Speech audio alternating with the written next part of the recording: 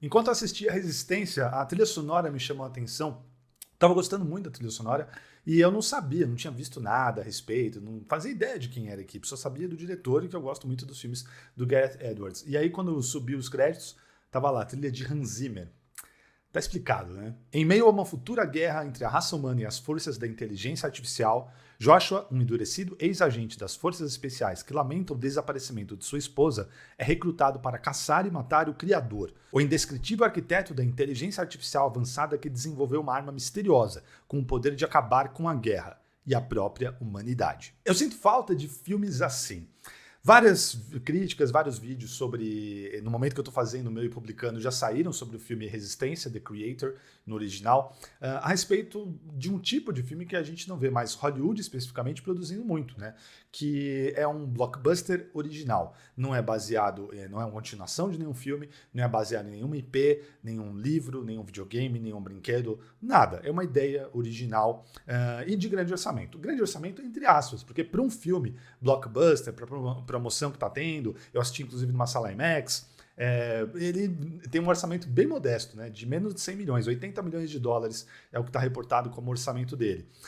E muito tem se falado também, acho isso muito interessante, bacana, a câmera que eles usaram, a principal câmera do filme, que é uma Sony FX3, que é uma câmera barata para os padrões da indústria cinematográfica, né, não é tão barata assim para o consumidor, aqui a gente, né, digamos, né, 3 mil dólares, mas para quem está lá ganhando em dólar, por exemplo, nos Estados Unidos, não é assim algo impossível, sem dúvida não, mas tem muitos detalhes, né? As lentes não são, né? As lentes são a parte mais cara muitas vezes e faz toda a diferença. Mas enfim, eu vou deixar um vídeo, inclusive, que eu achei bem legal no canal In Depth Cinema, que eu compartilhei, inclusive, no grupo do WhatsApp. Se você não está, tem um link aqui embaixo do grupo do WhatsApp, que eu compartilho várias coisas lá, é bem legal. E fala sobre, né, as facilidades, coisas que são legais para você ter uma câmera menor, equipe menor de fotografia, que possibilita, por exemplo, ajudou eles a filmarem em muitas locações. O filme tem diversas locações, grande parte do filme foi filmado na Tailândia e a gente vê isso, tá na tela.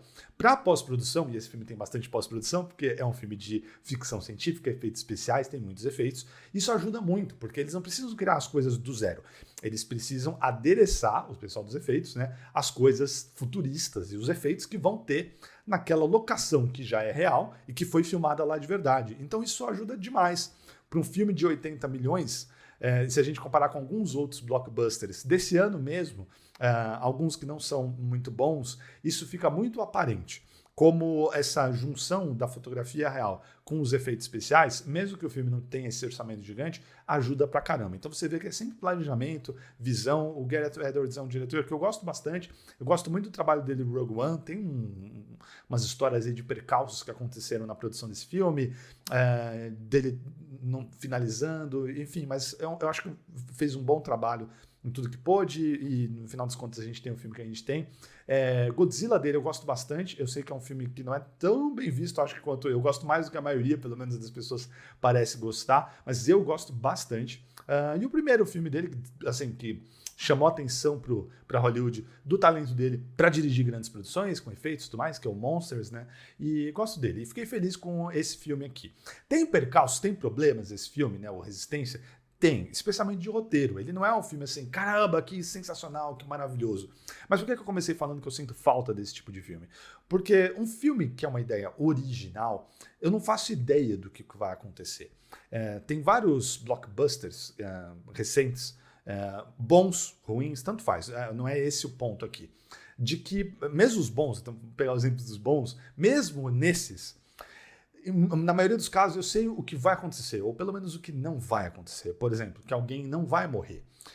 Se é um filme da Marvel e protagonizado por um dos heróis dos quadrinhos, especialmente se for o primeiro filme desse herói, não vai acontecer nada com essa personagem, por exemplo. Então, só isso já é alguma coisa. Mesmo que seja um personagem que eu não sou tão familiarizado, que eu não conheço os quadrinhos, eu sei que isso não vai acontecer. E já é algo que eu sei a respeito. Outros, se é baseado num livro, por exemplo, eu sei o que vai acontecer.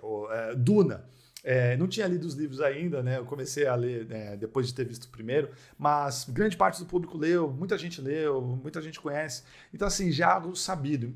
E dá para você aproveitar a jornada. A questão não é essa. Eu já falei várias vezes aqui no canal, inclusive, que não faz mal você saber o final. Mas eu sinto falta de não saber. Também é legal. Eu acho que é legal as duas coisas. E nos últimos anos, histórias que são 100% originais e que a gente não faz ideia, falando de blockbusters, porque obviamente em todo o resto do cinema, na maior parte do mundo, que não é os Estados Unidos, no cinema independente no mundo todo, e aí também nos Estados Unidos, a gente não faz ideia. Tem esse frescor. Mas eu sinto falta especificamente de grandes filmes, de maior orçamento, de ação, de efeitos especiais. Eu sinto falta desses filmes originais. E de eu não saber o que vai acontecer, e de tudo ser possível. Então sim, tem vários clichês, né, nesse filme de roteiro, tem umas questões que são até previsíveis, podem ser também. Isso não é porque é original que não vai acontecer isso, que não corre o risco de acontecer isso. E acho que esses são alguns dos maiores problemas. Mas tem um frescor no que eles fazem ali. O fato de ser original é o primeiro. O segundo, a questão da locação e de como ele retrata esse mundo. Tem várias entrevistas do Gareth Edwards promovendo o filme e ele falando sobre inspirações dele, de Blade Runner, a Aliens e muitos filmes. E você enxerga isso na tela, tá lá. Né? Ghost in the Shell, tem muita coisa. Mas ele faz umas coisas que eu acho interessantes e que a gente não vê tanto, pelo menos. Então, ele tem uma inspiração na Ásia, né? Mas ele tem uma inspiração na Ásia que eu acho bacana, porque é uma inspiração que a gente não vê tanto. A gente vê muita inspiração assim, Japão, Coreia, China.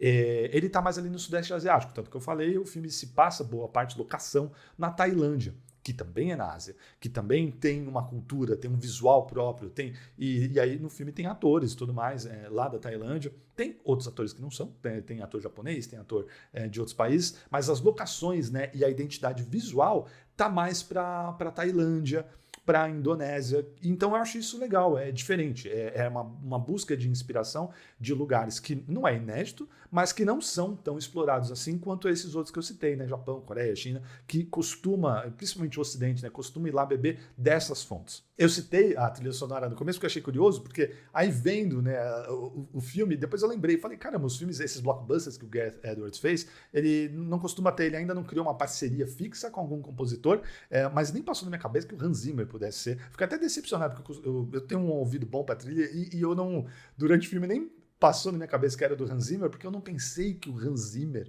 estaria na trilha desse filme. Eu achei que fosse alguém mais desconhecido, sabe?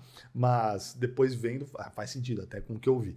É muito legal isso. O filme tem uma fotografia, como eu falei então, que chama atenção, tá chamando bastante atenção dos bastidores por conta disso, mas ele tem um visual junto com as locações, direção de arte, figurino e o design que eles criam daquele universo muito interessante, que torna um filme visualmente bacana. Ele pode não ser único, porque as inspirações são muito claras, mas ele tem características únicas o bastante para chamar a atenção e ser agradável de ser visto. O elenco é muito bom também, a gente tem várias participações. O John David Washington é o protagonista, acho que ele faz um ótimo trabalho. A Gemma Chan também tem um trabalho melhor do que os últimos filmes que eu vi dela de blockbuster. Eu não gostei tanto do trabalho dela em alguns blockbusters recentes, mas nesse aqui eu gostei bastante. A criança, né, que é um dos pontos principais ali da história narrativa, Madeleine Yuna, ela é ótima. Tem umas cenas assim que ela, nossa, de partir o coração, ela tá muito bem, gostei demais.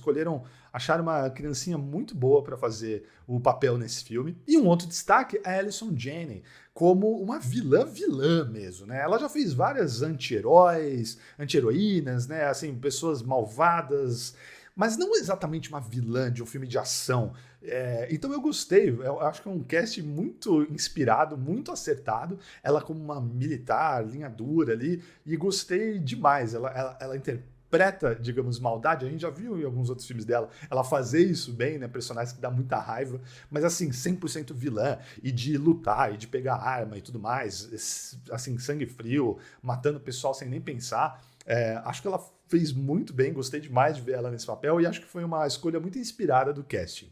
Pelo orçamento, né, que não é absurdo, né, como 250 milhões, 300 milhões de alguns filmes da Disney nesse ano, né, esse filme ainda aparecendo com o selo da Fox, né, mas Fox 20th Century Studios que eles colocam lá, mas enfim, é uma empresa, é um filme agora que está sobre o guarda-chuva da Disney.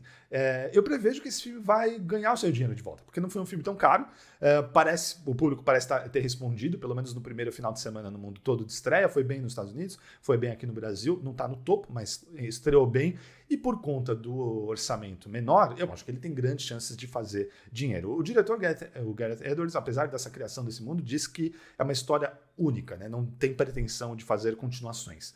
Mas eu espero que esse filme vá bem e que os estúdios, né, passem a enxergar que ainda existe mercado e vontade do público de ver filmes assim. Histórias 100% originais, feitas e pensadas para a tela do cinema. É isso, pessoal. Vocês assistiram o filme, estão empolgados? Vão assistir? Vai assistir no cinema? Eu recomendo. Ou vão esperar chegar em casa? Digam aqui nos comentários. Deixe o like se você curtiu o vídeo, que ajuda bastante aqui no YouTube. Deixem os seus comentários aí, que também ajuda. Compartilhem com alguém, se vocês puderem, que você acha que vai curtir o vídeo aqui. E entrem, como eu falei antes, no grupo do WhatsApp, que está aqui o link na descrição. Eu vou compartilhando links, os vídeos também, assim que eu posto, eu compartilho lá. E links de coisas geralmente relacionadas a cinema, mas pode ter alguma outra coisa que não, que eu acho interessantes com vocês. É isso, pessoal. Muito obrigado sempre pela audiência e a gente se vê no próximo vídeo. Um grande abraço e até mais.